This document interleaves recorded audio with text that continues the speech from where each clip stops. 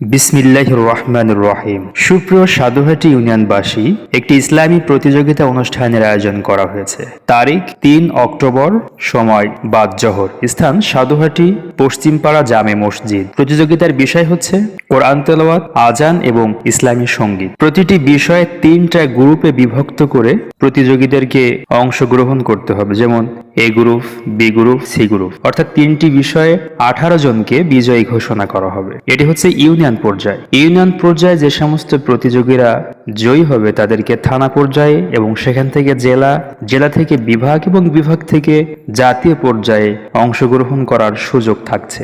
এজন্য যে সমস্ত প্রতিযোগী ভাইরা সাধুহাটি ইউনিয়নের মধ্যে রয়েছেন তাদেরকে ৩ অক্টোবর জুম্মার নামাজের পর সাধুহাটি পশ্চিমপাড়া জামে মসজিদে উপস্থিত হওয়ার জন্য বলা হচ্ছে।